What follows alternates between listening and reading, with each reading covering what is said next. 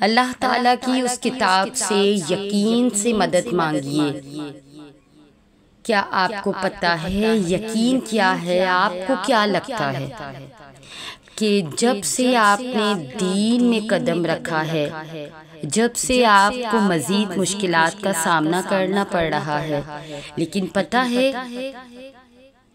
इसके बावजूद भी आपके दिल में एक अजब सा सुकून है, इत्मीनान है। और पता है क्यों?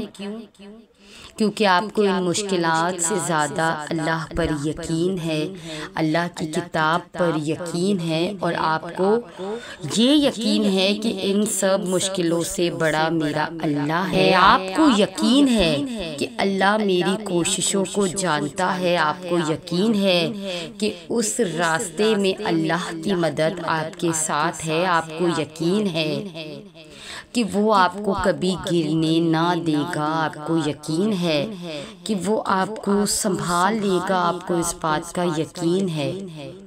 ये रास्ता तो सीधा मेरे अल्लाह की तरफ जाता है। तो रास्तों की दुश्वारियों से क्या घबराना? आपको यकीन है कि जो उसकी तरफ एक कदम बढ़ाता है तो वो 10 कदम दौड़कर आपकी जाने पाता है। आपको यकीन है कि उस रास्ते पर आप अकेले नहीं हैं, बल्कि दोनों जहानों का मालिक आपके साथ है। ये होता है यकीन। तो जब कभी ईमान का लेवल कम होने लगे तो ये सारी बातों को दिल में लाकर अपने यकीन को मज़ीद बढ़ा लेना। यकीन करो अल्लाह पर, यकीन करो आपको कभी थकने नहीं देगा आपका यकीन। आप यकीन रखें, अगर अल्लाह आपको कोई चीज़ देना चाहे तो पूरी दुनिया मिलकर भी उसे आप तक पहुंचने से नहीं रोक सकती। चाहे मामलात कितने ही कठिन क्यों ना हो, चाहे पूरी दुनिया उसके खिलाफ हो, पूरी दुनिया उसके अगेंस्ट ही क्यों ना हो, और अगर अल्लाह आपको कोई चीज़ ना देना चाहे तो पूरी दुनिया मिलकर भी आपको वो चीज़ नहीं दे सकती। चाहे सारी दुनिया उस पर राज़ी क्यों ना हो, चाहे वो आपको कितना ही आसान क्यों ना लगे। अल्लाहुम्मा ला मानिया लिमा अतैता वला मुअतिया लिमा मनाअता। ए अल्लाह, नहीं कोई रोक सकता जो आप अता करना चाहे, और नहीं कोई दे सकता जो आप ना देना चाहे। ये सही बुखारी की बहुत ही ठोस हदीस बता रही है। बहुत वजन है इस हदीस में। मैं वो हूँ जिसे टूटे हुए दिलों, खौफनाक डरावने और करची होते ख्वाबों, जुड़े हुए चेहरों, गूंज ज़दा खंडर ज़दा काली आँखों, बिखरे और खिजा से भरपूर मौसमों, और सबसे बढ़कर उस काली आसमान पर लाखों चमकते हुए सितारों के बीच जर्द लाल काले होते दीमक ज़दा चाँद से बहुत मोहब्बत है। इंसान तो वो चीज़ है कि इंसान तो अल्लाह के बनाए हुए चाँद से भी मोहब्बत कर बैठता है।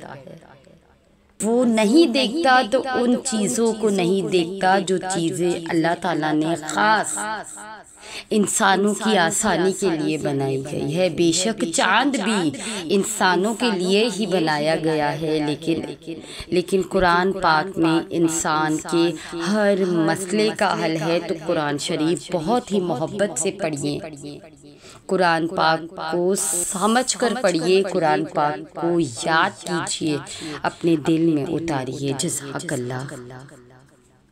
आज़माइश के ज़रिए अल्लाह ताला अपने बंदे की तरबियत करता है।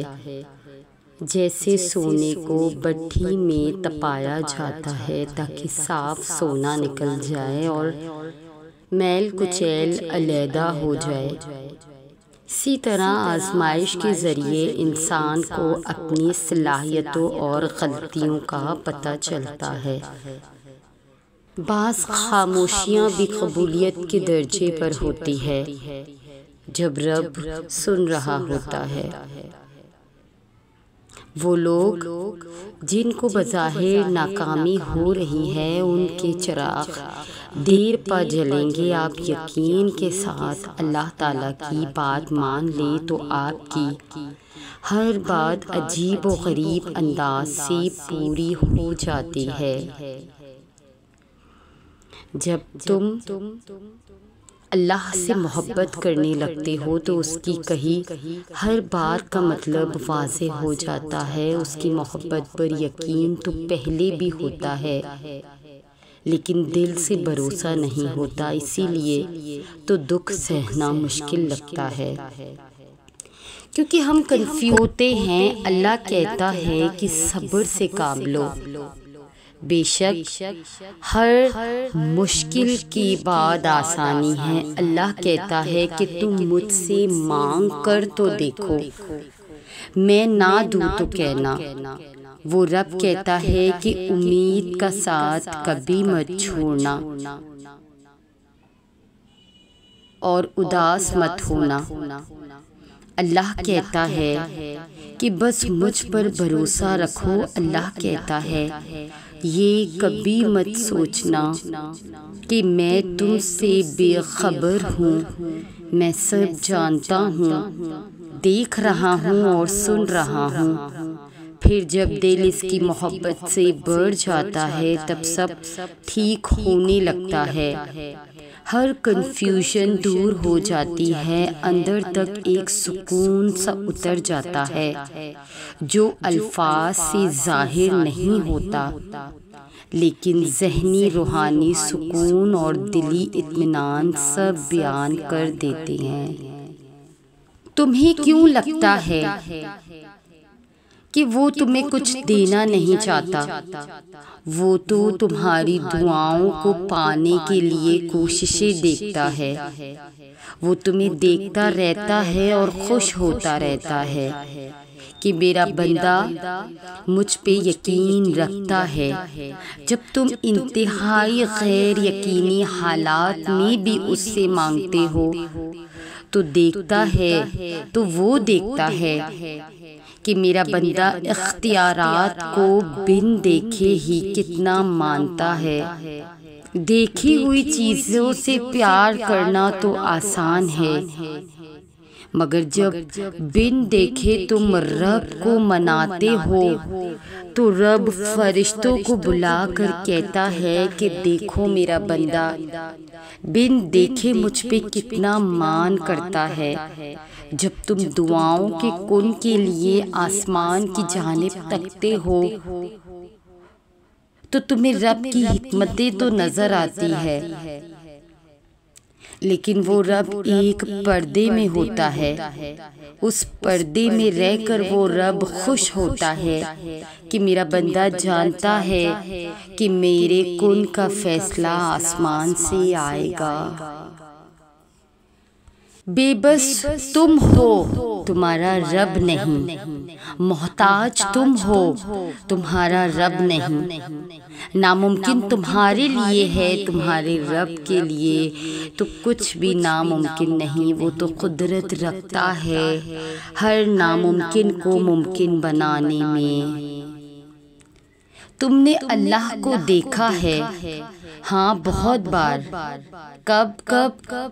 जब वो हमारी पर्दा पोशी करता है, जब वो हमें रिस्क देता है, जब वो हमारी बेचैन दिल को सुकून बख्शता है, जब वो हमें बेयारो मददगार नहीं छोड़ता, जब वो हर हाल में हमारी दुआओं को कबूल करता है। एक वो ही तो नज़र आता है जब कुछ नज़र नहीं आता।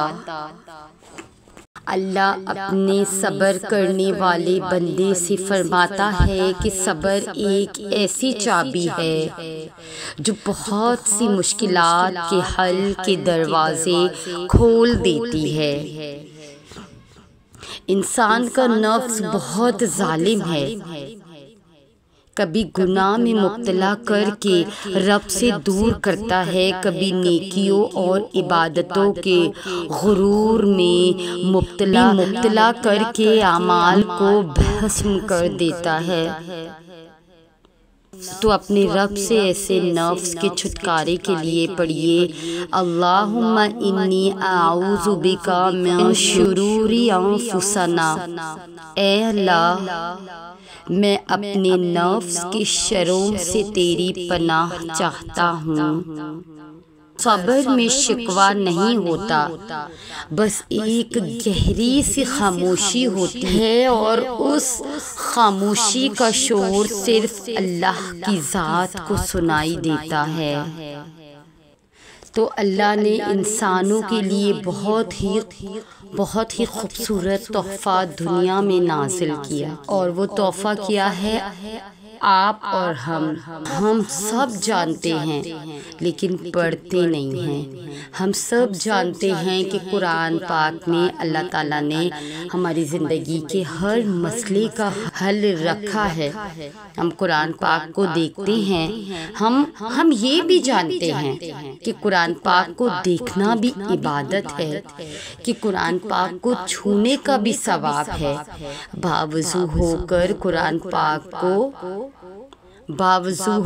कुरान पाक को पढ़ने की तो क्या ही बात है, लेकिन हम क्या करते हैं कि सूरतों के अल्फाज पढ़ के न तर्जुमा पढ़ते हैं, न गौर करते हैं, न अल्लाह की बात सुनते हैं कि वो हमें क्या सिखा रहा है।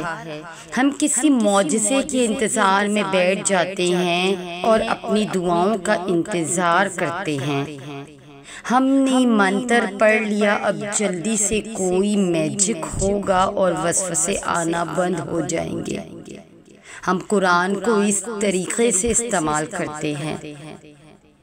अल्लाह ने कुरान इसीलिए नहीं उतारा कि उसे मंत्र समझकर अपने मतलब के लिए इस्तेमाल किया जाए। कुरान का तो एक मकसद है ना, है आप तक लाने का। वो मकसद क्या है? वो मकसद यही तो है कि अपनी परेशानियों में अपने ना हल होने वाली सवालात का जवाब अल्लाह से उस कुरान के ज़रिए पूछा जाए। कि कुरान में आपको पनाह मांगने का कहा गया है, तो कैसे कहा गया है? गौर करें, क्यों कहा गया है? गौर करें, किससे पनाह मांग रहे हैं, उसकी क्या हैसियत है और किसकी पनाह मांग रहे हैं? वो कौन है? वो अल्लाह है जो आपके डिप्रेशन का हल बता रहा है। वो मायूसी को ख़त्म करना चाहता है। वो बता रहा है कि वो कौन है, वो क्या क्या कर सकता है।